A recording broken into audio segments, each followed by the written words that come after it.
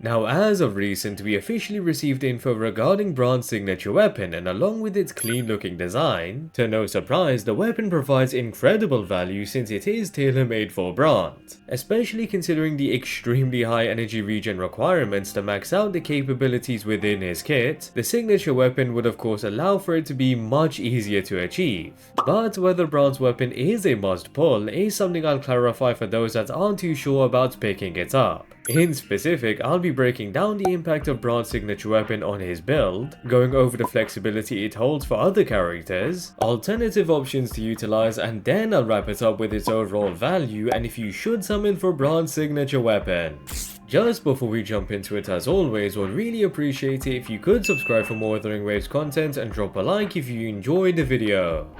Now, the Unflickering Valor, as expected, features the exact same base stats as the Shorekeeper's signature weapon, standing at a base attack of 412 and a 77% energy regen bonus. Now, with those base stats alone, the signature will provide considerable value to Brant since it has more energy regen within the base stat than any other one-handed sword. Of course, for those that are concerned about the low base attack, Brant does kinda receive up to an additional 1560 attack, scaling of his energy regen by default, paired alongside his liberation increasing the amount of additional attack he receives to 2600. It means even with a low base attack, Brant without a doubt will hold more attack than every other character. Of course, additional attack bonuses provided by other characters may not be that effective due to the low base attack, but the amount of attack in total he will possess allows it to not be much of an issue. Now, as we all know, Brant is a sub DPS / support, which means as much as he does want energy regen to maximize the attack bonus within his kit, he does also want crit rate and crit damage substats to maximize his DPS. So considering Brant's weapon is the very first to provide an unconditional crit rate boost within the passive instead of the usual attack or attribute damage bonus is pretty huge. Of course, it being an 8% crit rate bonus is on the lower side and it would have been nice to have a 10% or 12% bonus, but nonetheless it will still help in achieving a solid crit ratio within Brant's build.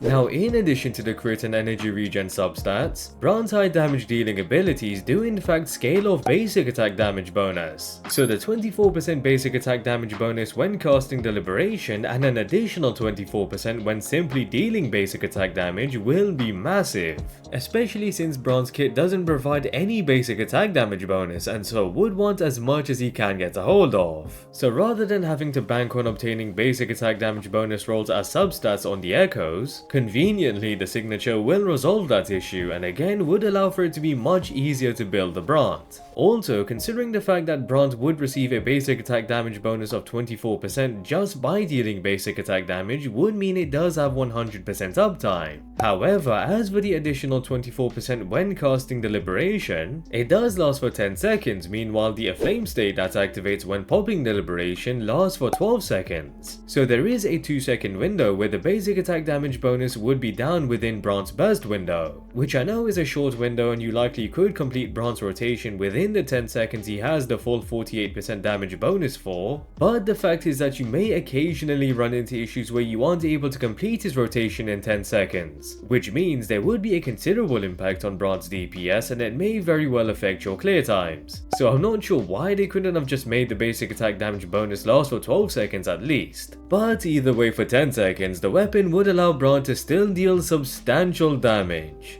Now lastly, as I mentioned that Brant's kit provides no additional basic attack damage bonus, it kinda provides hardly any fusion damage bonus as well since there is only the 15% bonus through the inherent skill. So with the fact that Brant's weapon provides more energy regen than every other one-handed sword and to be exact, 25.2% more energy regen than the Overture, utilizing the signature would then mean you have a bit more flexibility with your Echo build, since you are able to switch out an energy regen 3 cost Echo for a fusion damage bonus 3 cost Echo, which would be better overall for Brant's DPS. So all in all, the signature weapon does have quite an impact on Brant's build as it does allow him to be much easier to build and for him to deal much more DPS. Though in terms of flexibility for the Unflickering Valor, pretty much like Amelia's signature weapon but even more so, the weapon is incredibly niche and would literally be only viable for Brant. Of course, some players might think the basic attack damage bonus could be great for Camellia or Havoc Rover, but the base stats would completely shut down the option of using this weapon on those two in specific, since neither of them need that much energy regen and the base attack of 412 is just way too low, as they don't have a way to increase their attack massively like Brant does and so would suffer from a considerable loss in DPS. So as those are the only two one-handed sword characters that specialize in dealing basic attack damage, as of now at least there is no other character that would benefit from Brant's signature weapon. Of course later on we may receive another character that would benefit from energy regen just as much as Brant does, but that could be a while, and so for now, Brant's weapon is amazing for himself but a terrible investment for your account in general. So with that in mind, you may want to consider the alternatives to Brant's signature weapon. Or maybe since you just won't be able to afford the signature, the next best would then be the Overture. Considering it provides a total of 51.8% energy regen as the main stat and the passive, just like the variation, will provide 8 Concerto energy at base refinement every 20 seconds when activating the resonant skill. Now to keep this short, as I have gone into a lot of detail in a previous video regarding Brant's build with the Overture, which I will link in the description if you do want to check it out, but essentially the Overture does still enable Brant to reach the 280% energy regen threshold. Of course it would be more difficult than the signature and you would be missing out on the additional stat bonuses the signature provides, but simply due to Brant's kit being stacked regardless, it allows the Overture to be a viable free-to-play option if you have managed to pick it up.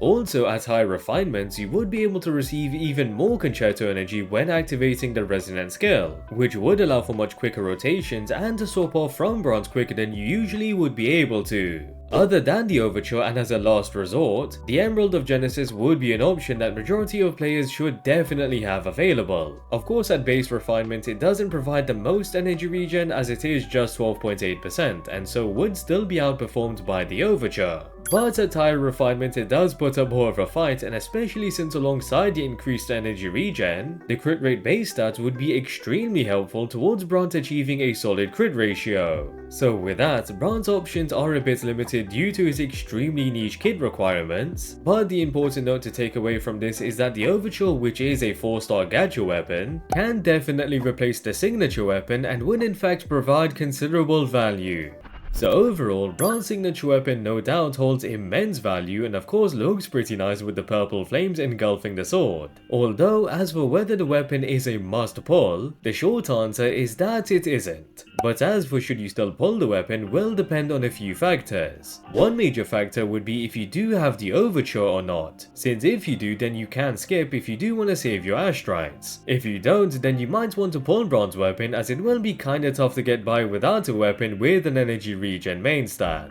The other factor to then consider would be whether you intend to pull for any other characters such as Changli or Cantarella. If you don't have Changli, then I would advise to consider picking her up if you are going for Brant, since both characters are going to synergize amazingly well together. So if you are low on Astrites, the rotation you would spend on Brant's weapon could instead go towards picking up Changli. On the other hand, if you are intending to pick up Cantarella after Brant, which is expected to be a top tier sub DPS / support just like Brant, then you may want to preserve your Astrites for when she drops. Lastly, if you simply hate farming for echoes and haven't really prepared or don't have the best echoes for Brant, then to avoid the hassle of potentially farming for quite some time, you could then pick up the signature to save you that time. Of course, with that said, if you have prepared well enough, then you could skip the signature weapon and just use the Overture. So there are plenty of factors to consider in whether you should pick up Brant's weapon, but if you do end up picking it up, considering how stacked Brant's kit is itself and the long-term value he holds, despite the weapon's poor flexibility, it would be utilized for a while as it should share the same immense longevity Brant holds. And with that, I hope you guys enjoyed the video. I'd really appreciate it if you could subscribe for more WutheringWaves content, and if you enjoyed the video, drop a like. Also drop a comment down below on whether you are going to be picking up the signature weapon or will you be skipping. And yeah, hope to catch you guys later.